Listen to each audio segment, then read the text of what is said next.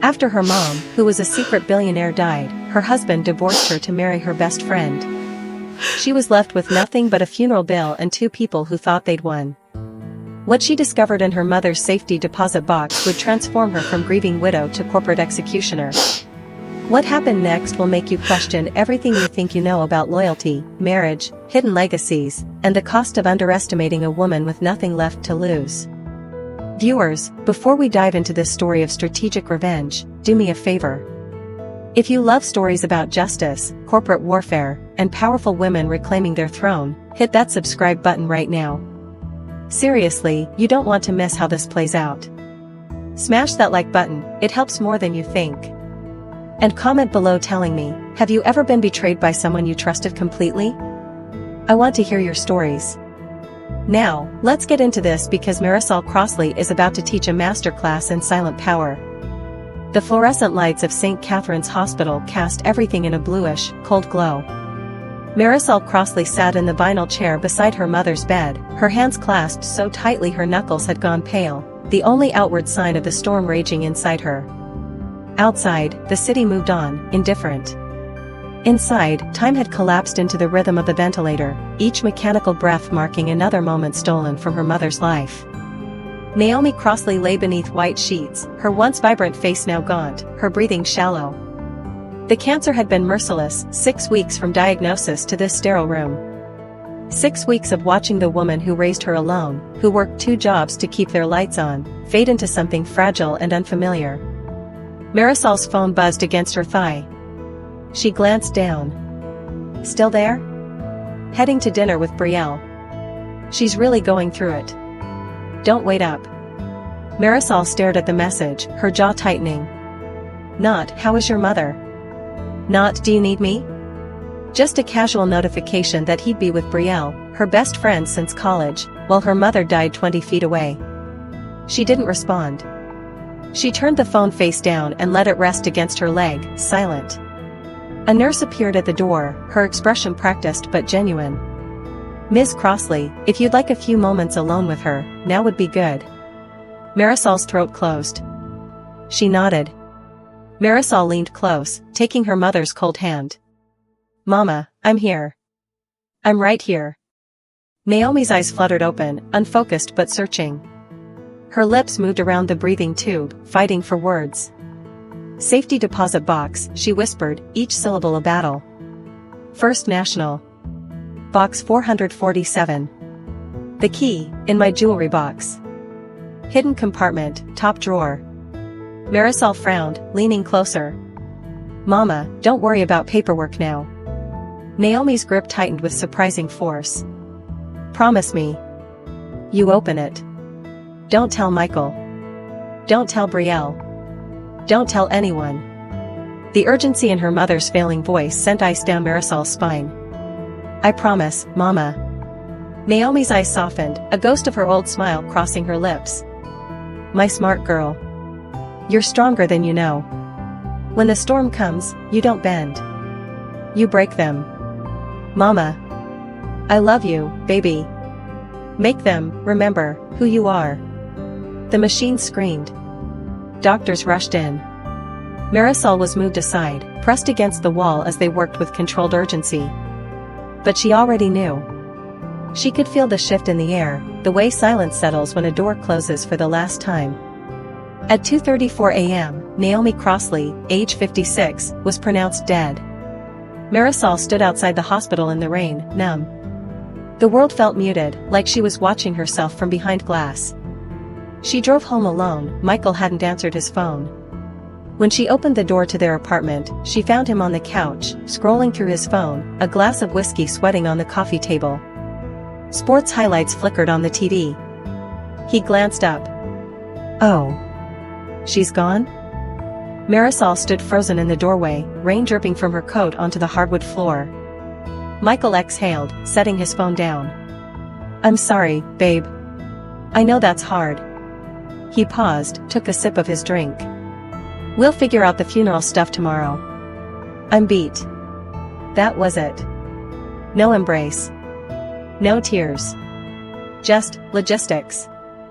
Marisol walked past him toward the bedroom, her wet shoes leaving prints on the floor. Behind her, Michael's phone buzzed. She heard him answer. "Hey, Bree." "Yeah, she just got back." "No, she seems okay." "Listen, about tomorrow." Marisol closed the bedroom door. In the darkness, she pressed her back against it and let herself breathe. Her mother's final words echoed in her mind. "Don't tell anyone." She wouldn't. The machines beeped in their relentless rhythm, counting down seconds that Marisol couldn't get back. She'd been sitting in that same vinyl chair for 6 hours, watching her mother's chest rise and fall with mechanical precision. The ventilator did all the work now. Naomi Crossley had stopped fighting somewhere around midnight. Marisol's phone sat dark on her lap.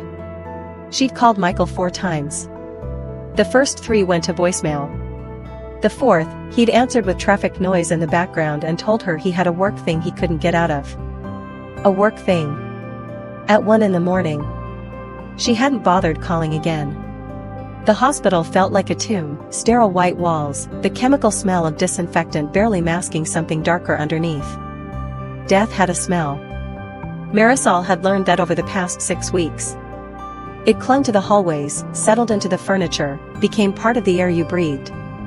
Her mother stirred, just barely. Marisol leaned forward, taking the cold hand in hers. "Mama, I'm here."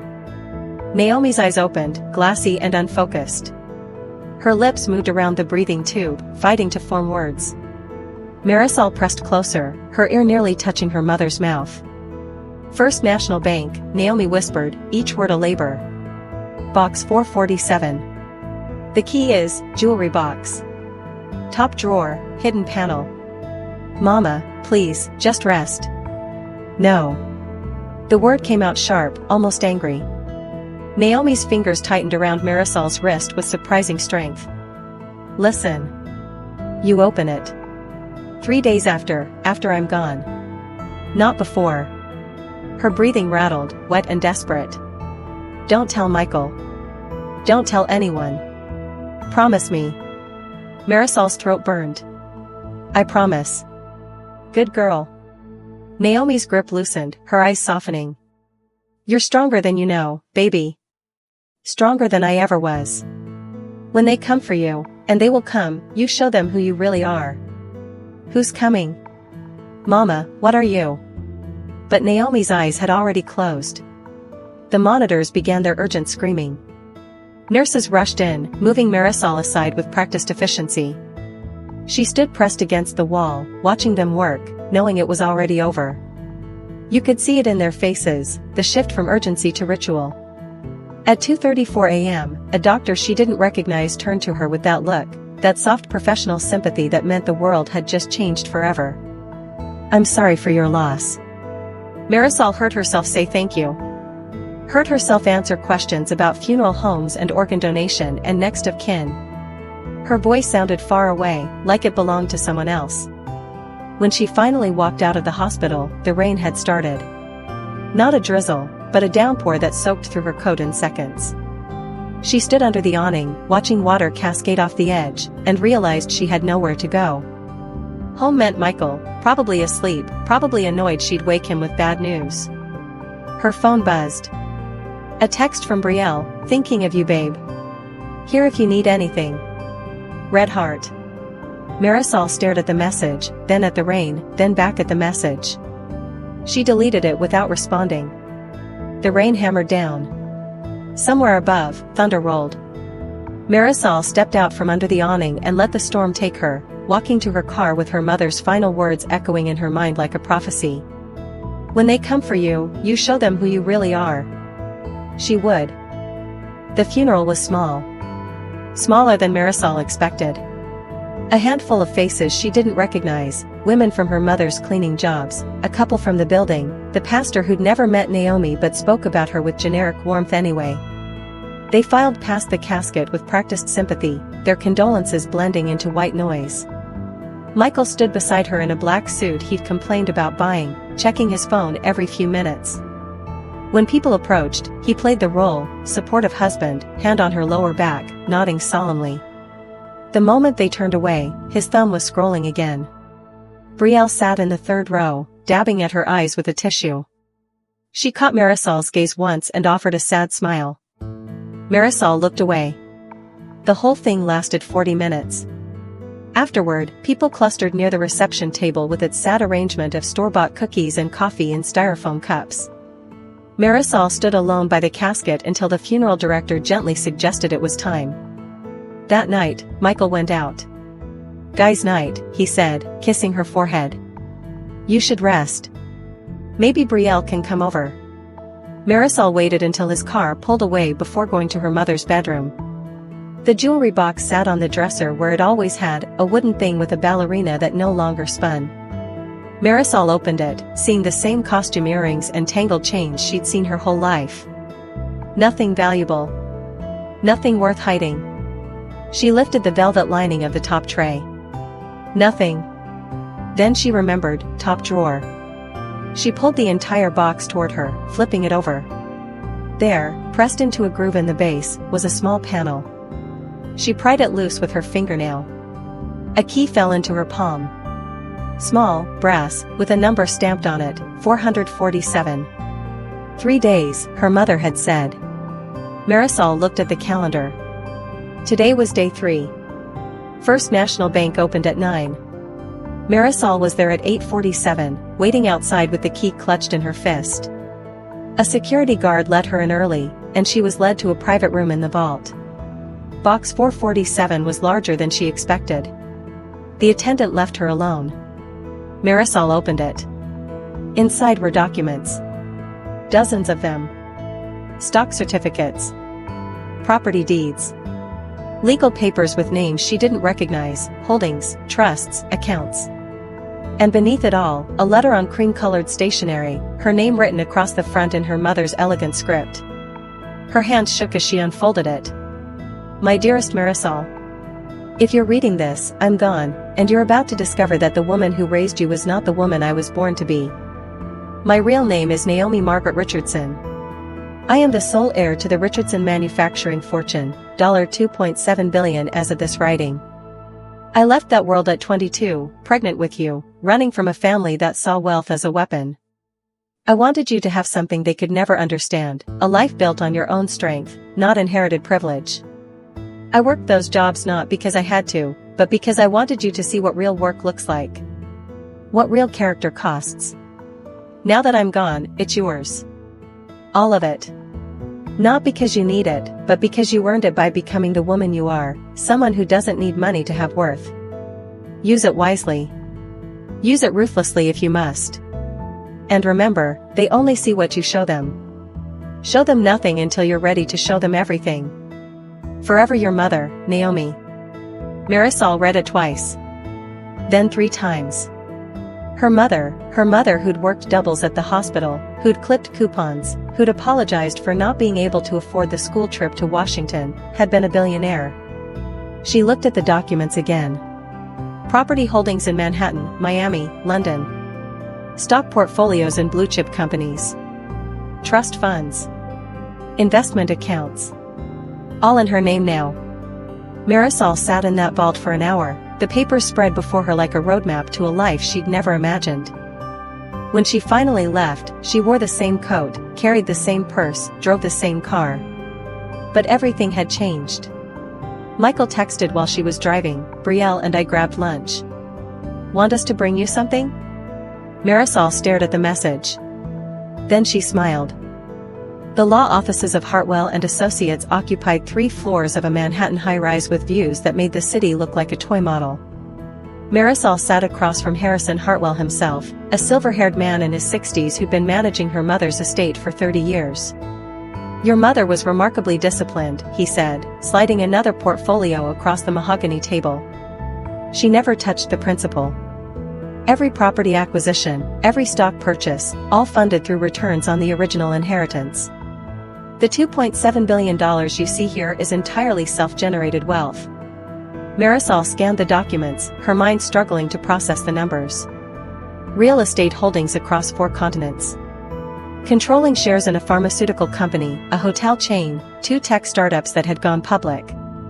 Her mother hadn't just inherited money. She'd multiplied it. Why didn't she tell me? Hartwell smiled faintly. She said you needed to become yourself first. Not an heiress. Not a Richardson. Just Marisol. He paused. She was very specific about the timing. 3 days after her passing, no sooner. She wanted you to grieve her as Naomi Crossley, not as the woman who could have given you everything. Marisol's throat tightened. Even in death, her mother was teaching her something. Everything is now in your name, Hartwell continued. We can begin transfer procedures immediately. I'd recommend we schedule a follow-up next week to discuss estate management, tax implications. Wait. Marisol held up a hand. No one can know about this. Not yet. Hartwell raised an eyebrow. May I ask why? Because I need to see who people really are when they think I have nothing. The old lawyer's smile widened. Your mother said you were smart. I'm beginning to see what she meant. Marisol flew home that evening. The apartment was dark when she arrived, but Michael's car was in the lot. She found him in the living room, pacing, his phone clutched in one hand. He looked up when she entered, and something flickered across his face. Guilt, maybe. Or just nerves. Hey, he said. We need to talk. Marisol set down her purse, suddenly aware of how carefully he'd staged this. The lights dimmed. The serious expression. The way he'd positioned himself by the window like he was about to deliver a speech. Okay. He ran a hand through his hair. Look, I've been thinking a lot lately. About us. About where we're headed. He exhaled. Mari, I don't think this is working anymore. She said nothing. You're a great person. You are. But we've grown apart, and I think we both know it. His words came faster now, rehearsed. I've already talked to a lawyer. We can keep this simple. Clean.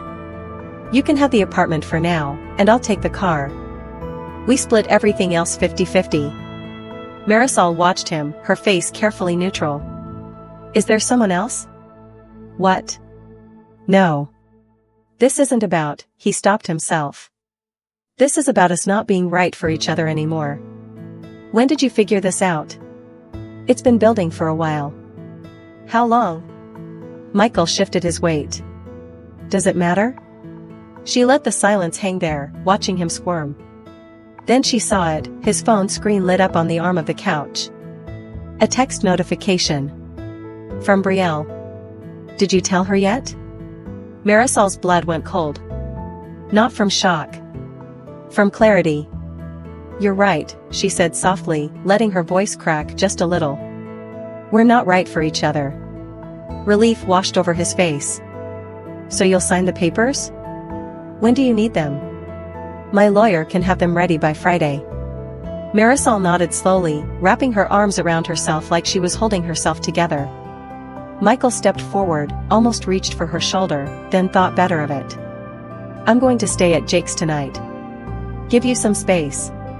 She watched him pack a bag, watched him leave, watched his car pull away. Then she picked up her phone and called Harrison Hartwell. I need you to set up a shell company, she said. By Friday. On the other end of the line, the old lawyer chuckled. Your mother would be proud. Marisol saw them through the window of Café Lucia on 3rd Street. She'd been walking to the bank, her mind occupied with wire transfers and corporate structures, when movement caught her eye. Michael's laugh. That full-throated sound he used to make when they first started dating, before everything became obligation and routine. She stopped on the sidewalk. He sat across from Brielle in a corner booth, leaning forward with his elbows on the table. Brielle's hand covered his, her thumb making small circles on his wrist. They looked comfortable. Familiar. Like they'd sat across from each other 100 times before. Marisol stood there, pedestrians flowing around her like water around a stone. She watched Brielle say something that made Michael throw his head back laughing. Watched him reach up and tuck a strand of blonde hair behind Brielle's ear with an intimacy that made Marisol's stomach turn. This wasn't new. This wasn't something that just happened after the funeral. This was practiced. Established. Old. She pushed through the door. The bell chimed. Michael looked up, and the color drained from his face. Mari. How long? Her voice came out steady. Cold. Brielle pulled her hand back, but not quickly enough to pretend it hadn't been there. Marisol, I can explain. How long? Michael stood, his chair scraping against the floor. Other customers were staring now, but Marisol didn't care. She felt disconnected from her body, watching the scene unfold from somewhere above it all. 6 months, Michael said quietly. Maybe 7. 7 months. Her mother had been diagnosed 6 weeks ago. They'd been doing this while Naomi was dying. Brielle stood too, her eyes wet with what might have been real tears. It just happened, Mari. We didn't plan it. We tried to stop, we really did, but... But what? Marisol's voice was sharp enough to cut. But you couldn't keep your hands off my husband while I was watching my mother die? It's not like that, Brielle whispered. Then what is it like? Michael stepped between them, his jaw set. Look, this doesn't have to be ugly. We're adults. These things happen. People grow apart. People grow apart. Marisol repeated the words slowly, tasting them. Is that what we're calling it? I've already filed the papers. Michael's voice shifted, businesslike now. Impatient. My lawyer says we can have this done in 6 weeks if you don't make it difficult. You get the apartment until you find something else. I'll take the car and my stuff. We split the bank account. Clean break. Clean break, Marisol echoed. There's no point dragging this out, he continued. We don't have kids, thank God. No complicated assets. Let's just be mature about this. Brielle reached for Marisol's arm. I never wanted to hurt you. You have to believe that. Marisol looked at the hand on her arm, then at Brielle's face, then at Michael standing there with his phone already in his hand, probably ready to text his lawyer. She saw them clearly now, not as the husband who'd promised forever, not as the friend who'd held her hair back in college, but as two people who'd looked at her grief and seen an opportunity. You're right, Marisol said quietly. Let's keep it simple. Relief flooded Michael's features. Good. That's good. I'll have my lawyer send everything over. You do that. She turned and walked out, the bell chiming again as the door closed behind her. Through the window, she could see them sit back down, see Michael's shoulders relax, see Brielle squeeze his hand in reassurance. They thought they'd won. Marisol kept walking, her heels clicking against the sidewalk in a steady rhythm. Her phone was already in her hand, Harrison Hartwell's number pulled up. Let them think they'd won. Let them plan their clean break and their simple divorce and their uncomplicated future together. She had other plans. Marisol signed the divorce papers in Harrison Hartwell's office, her signature smooth and unhesitating across the bottom of each page. Michael's lawyer had sent over exactly what he'd promised, a clean split, no surprises. He'd even been generous, letting her keep the apartment for 6 months while she got back on her feet. You're certain about this? Hartwell asked, watching her with those shrewd eyes that had seen 1,000 negotiations. Completely. Most people in your position would take him for everything. Marisol set down the pen. I'm not interested in his money. I'm interested in something else. She slid a folder across the desk. Inside were 2 documents, research her private investigator had compiled over the past 3 days. Hartwell opened it, scanning the contents. Kimball and Associates, he read aloud. Mid-sized consulting firm, specializing in business strategy. Current valuation at $42 million. Ownership is fragmented, 3 partners, none with controlling interest. He looked up. This is where Michael works. Senior consultant. He's been there 5 years, coasting on relationships and expense account lunches. His actual performance metrics are mediocre at best. Hartwell turned to the second document. Lemon Suites. Boutique hospitality chain, 12 properties across the Southeast. Valued at $38 million. Struggling with debt restructuring after overexpansion during the pandemic. Brielle is their regional events coordinator, Marisol said. She plans weddings and corporate retreats. She's good at taking credit for other people's work and terrible at following through on her own.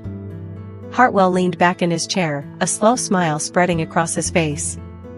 You want to buy them both? Through separate shell companies. Different names, different structures. Nothing that traces back to me. That's going to take cash. These aren't public companies, we'll need to approach the owners directly, make offers they can't refuse. How much? Hartwell did some quick calculations. Kimball and Associates, we could probably get controlling interest for $60 million if we offer quick close. Lemon Sweets is desperate, $45 million for the whole chain. Do it. Both? Both. Hartwell studied her for a long moment. Your mother really did prepare you well. She taught me that power isn't about what you show people. It's about what you hide until the right moment. The acquisitions took 11 days. Kimball and Associates fell first. The three partners jumped at the cash offer from Crossley Capital Management, a Delaware LLC with a board of anonymous trustees. They were happy to sell to a firm that promised to maintain operations and keep current staff. Lemon Sweets took longer. The family that owned it had built it from nothing, and letting go hurt. But $45 million in cash solved a lot of debt problems. They signed over the company to Summit Holdings Group with tears in their eyes and relief in their voices. Neither company knew they'd been purchased by the same person. Neither knew that person was a grieving widow who'd just signed away her apartment and her car to a man who thought he'd won. Marisol stood in her soon-to-be former living room, looking at the boxes Michael would pick up next week. His clothes, his golf clubs, his college trophies. Everything he thought defined him. Her phone buzzed. A text from Michael, lawyer says everything's finalized. Thanks for being cool about this. Really? You're handling it better than I expected. Another text, seconds later, from Brielle, hope you're doing okay. Lunch soon? Miss you. Marisol read them both, then opened her email. 2 messages from Hartwell, sent minutes apart. Kimball and Associates acquisition complete. You are now the majority owner. Lemon Sweets purchase finalized. All 12 properties now under your control. She looked at Michael's text again. You're handling it better than I expected. Marisol smiled. He had no idea. The memo arrived at Kimball and Associates on a Monday morning. New ownership. New direction. Immediate implementation of performance-based metrics for all consulting staff. Every billable hour would be tracked, every client interaction documented, every project outcome measured against quantifiable results. Michael read it twice, then tossed it aside. Corporate restructuring nonsense. He'd seen it before, new owners wanting to flex their muscles, prove they were paying attention. It would blow over in a month. It didn't blow over. The new VP of Operations, a sharp woman named Patricia Chen whom Marisol had personally recruited from McKinsey, started her first week with individual performance reviews. When she reached Michael's file, she spent 3 hours going through 5 years of client data. His close rate was 38%, 12 points below the firm average. His client retention was abysmal. Half the accounts assigned to him had either gone dormant or switched consultants. The ones that stayed did so because they'd been assigned to him by partners, legacy relationships he'd inherited, not earned. Patricia called him into her office on a Thursday. Michael, I'm seeing some concerning patterns in your performance data. He leaned back in his chair, flashing that confident smile that used to work on everyone. I've been here 5 years. I think my track record speaks for itself. It does, Patricia said, sliding a spreadsheet across the desk. You're in the bottom quartile for revenue generation. Your client satisfaction scores are below benchmark. And according to this analysis, 70% of your billable hours are classified as relationship maintenance rather than strategic consulting. Relationships are how this business works. Results are how this business works. You have 60 days to bring your numbers up to standard. If you can't, we'll need to discuss other options. Michael left her office with his jaw clenched and his career suddenly feeling less secure. Across town, Brielle sat in a conference room at Lemon Sweets, staring at a document titled Performance Improvement Plan. The new regional director, a no-nonsense woman named Karen Moss, sat across from her with a folder thick with documentation. "You've missed 3 client deadlines in the past 2 months," Karen said. "The Westbrook wedding had to be salvaged by the assistant manager after you failed to confirm the catering. The Morrison corporate retreat was underbooked because you never followed up on registration. And according to these client surveys, multiple people have complained about difficulty reaching you. I've been dealing with personal issues. I understand that. But this position requires reliability. Our clients are trusting us with their most important events." Brielle's hands twisted in her lap. "What does this mean?" "It means you have 90 days to demonstrate significant improvement. Weekly check-ins with me, documented progress on all assigned projects, and client satisfaction scores above 85%. If you can't meet these benchmarks, we'll have to reconsider your position with the company." That night, Michael came to Brielle's apartment angry and rattled. She opened the door already crying. "They're trying to fire me," she said. "Join the club." Michael poured himself a whiskey from her cabinet. "Some new management consulting which is crawling through everyone's files, making up reasons to put people on probation." "Same here. New regional director, going through everything with a microscope." They sat on her couch, 2 people who'd felt untouchable a month ago, suddenly facing consequences they'd spent years avoiding. Michael pulled up his performance review on his phone, reading it again like the numbers might change. "When did everything get so complicated?" Brielle asked. Michael didn't answer. He was too busy calculating how much money he'd lose if his commissions kept dropping. Neither of them noticed the security camera in Brielle's building lobby, recording Michael's arrival and departure. Neither knew that the data would be filed away by a private investigator and sent to a woman in a penthouse across town. Marisol read the report while drinking tea, then opened her laptop to review the latest performance metrics from both companies. Everything was proceeding exactly as planned. The save-the-date arrived in Marisol's mailbox on a Tuesday. Cream-colored cardstock with gold foil lettering. "Michael Chandler and Brielle Donovan request the honor of your presence. Cabo San Lucas, Mexico. May 22nd. Beach ceremony at sunset." Marisol set it on her kitchen counter and stared at it for a long moment. They'd sent it to her apartment, the one she'd moved out of 3 weeks ago. Michael must have forwarded it, thinking it was the right thing to do. Or maybe Brielle had insisted, some twisted attempt at maintaining civility. She took a photo of it and sent it to Harrison Hartwell with a single line, "Time to move." The press conference was scheduled for Thursday morning at the Waldorf Astoria. Marisol had spent 2 months planning it with a PR firm that specialized in high-net-worth philanthropy announcements. The guest list included business journalists from the Wall Street Journal, Forbes, and Bloomberg, plus local media and representatives from 20 universities. She wore a midnight blue suit that had cost more than Michael's car. Her mother's pearl earrings. Hair pulled back in that sharp bob that made her look like she'd been born into boardrooms. The podium bore a banner, the Naomi Richardson Scholarship Fund. Marisol stood before the cameras and began. "My mother, Naomi Richardson, spent her life teaching me that wealth isn't measured in dollars, but in the lives you touch and the legacy you leave behind. Today, I'm honored to announce a $50 million endowment in her name, dedicated to providing full scholarships for first-generation college students from underserved communities." Flashbulbs popped. Cameras rolled. "This fund represents my mother's values, hard work, education, and the belief that everyone deserves a chance to build something meaningful. She built an empire worth $2.7 billion not through inheritance, but through vision and discipline. Now it's my responsibility to ensure that empire creates opportunity for others." The questions came immediately. Who was Naomi Richardson? How had she built that wealth? Why had no one heard of her? Marisol answered each one with practiced calm. Her mother had been the sole heir to Richardson Manufacturing. She'd left that world to build her own fortune, living quietly, investing wisely. She'd hidden her wealth to ensure her daughter learned the value of character over capital. By noon, the story was everywhere. Bloomberg ran it as breaking news. Forbes published a profile. Local stations led with it.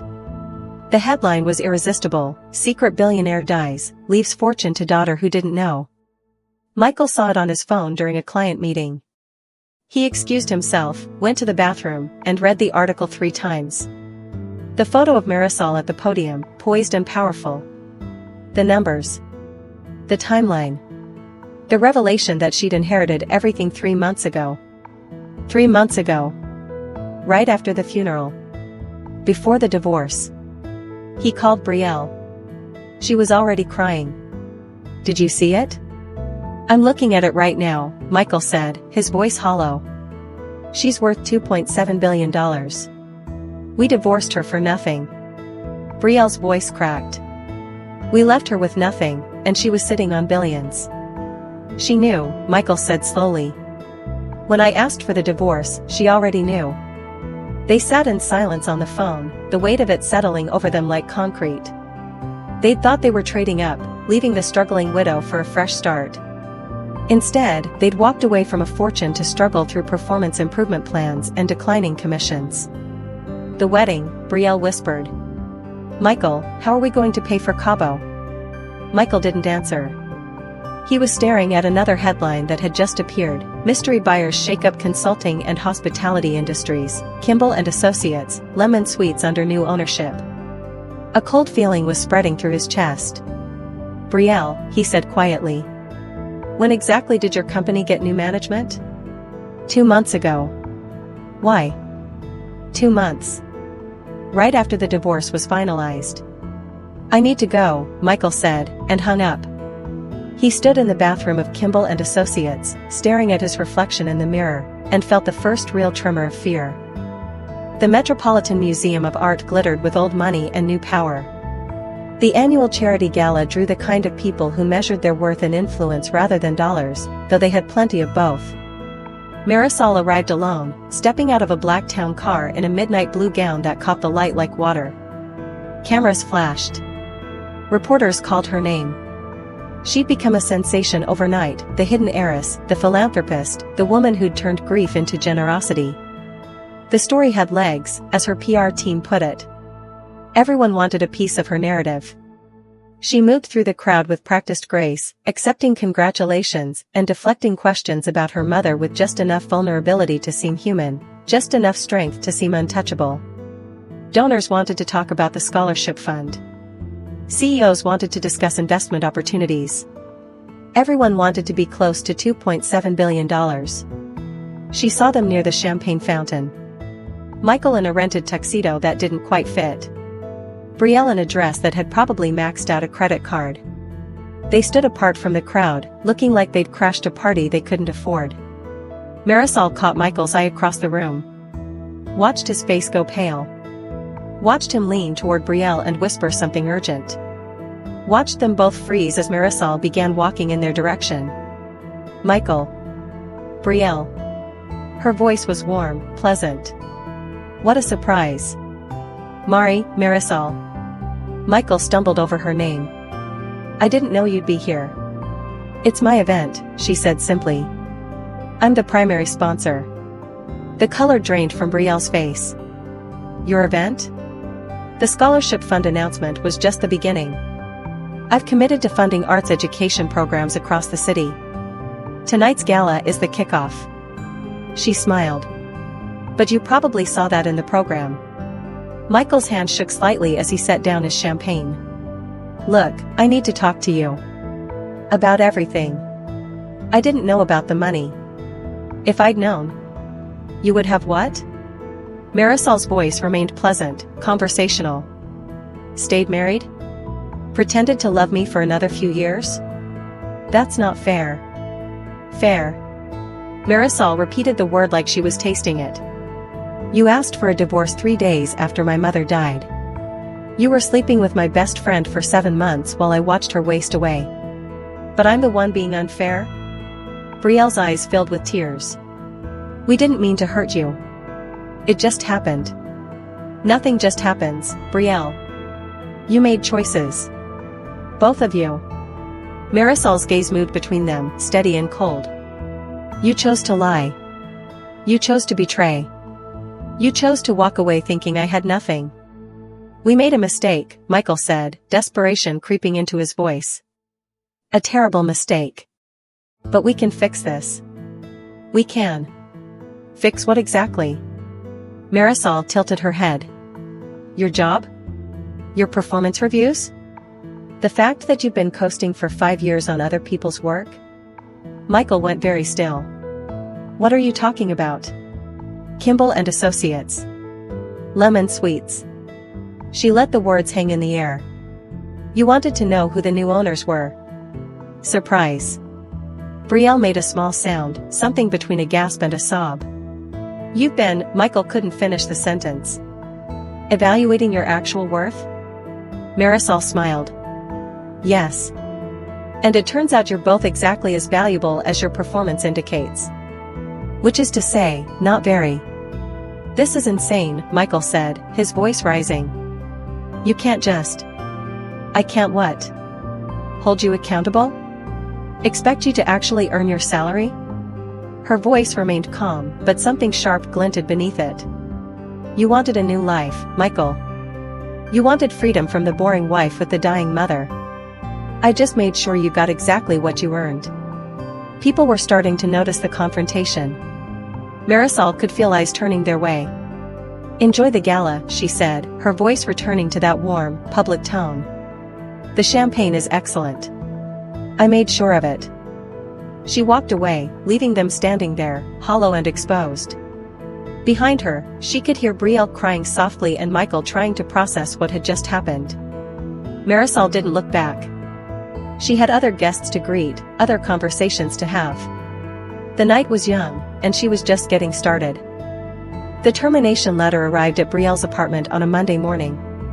Lemon Sweets regretfully informed her that despite the 90-day performance improvement plan, her metrics had not reached acceptable standards.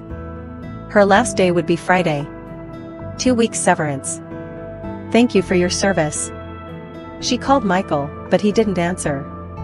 He was in his own meeting at Kimball and Associates, sitting across from Patricia Chen and an HR representative he'd never met before. Michael, as you know, the firm has been undergoing significant restructuring, Patricia said, her voice professionally neutral. We've had to make some difficult decisions about staff optimization. He knew what was coming before she said it. Your position is being eliminated, effective immediately. You'll receive 4 weeks severance and continuation of benefits for 60 days. Security will escort you out once you've collected your personal items. Michael sat there, staring at the termination paperwork, remembering the way Marisol had smiled at the gala. You got exactly what you earned. He signed the papers. What else could he do? That night, he and Brielle sat in her apartment surrounded by wedding planning materials, seating charts, vendor contracts, the deposit receipt for the Cabo resort. $5,000 they'd put down on a future that was rapidly disintegrating. We can't afford this anymore, Brielle said, her voice raw from crying. Even if we scraped together the money, half the people we invited won't come. Not after, she couldn't finish. After the gala. After the photos of Marisol, radiant and powerful, had circulated through every social media feed. After everyone they knew had put together the timeline and realized what they'd done. We'll postpone, Michael said, but they both knew what postpone meant. The fight started small. Who was responsible for calling the resort? Who would tell Brielle's mother, whose fault it really was that they'd ended up here? But it grew, fueled by stress and shame and the dawning realization that they'd destroyed their lives for each other, and now all they had left was each other. Brielle threw him out at 2 in the morning. Michael drove to his brother's house and slept on the couch. The wedding was officially cancelled 3 days later. Across town, Marisol stood in her new office on the 42nd floor of a building her mother had owned for 20 years. Floor-to-ceiling windows overlooked the city, the skyline stretching out like a kingdom. The office was all clean lines and subtle luxury, exactly the kind of space her mother would have appreciated. She sat in the leather chair behind her desk, her hands clasped in front of her, fingers interlaced in that same pose she'd held at her mother's bedside. But this time there was no fear, no grief weighing down her shoulders. Just clarity. Her phone buzzed with notifications. The scholarship fund had received its first 200 applications. 3 universities wanted to partner on expansion. Forbes was requesting an interview for their Self-Made Women issue. She thought about Michael, probably updating his LinkedIn profile right now. About Brielle, scrolling through job listings for positions she was barely qualified for. About the life they'd tried to build on the ruins of her grief. They'd thought stepping over her would elevate them. Instead, they'd simply revealed how low they'd been willing to go. Marisol turned her chair toward the window. The city moved below, indifferent and infinite. She'd built something her mother would be proud of, not just wealth, but purpose. The scholarship fund was already changing lives. The businesses she'd acquired were thriving under competent leadership. She'd taken her inheritance and turned it into legacy. Her mother's voice echoed in her memory. When the storm comes, you don't bend. You break them.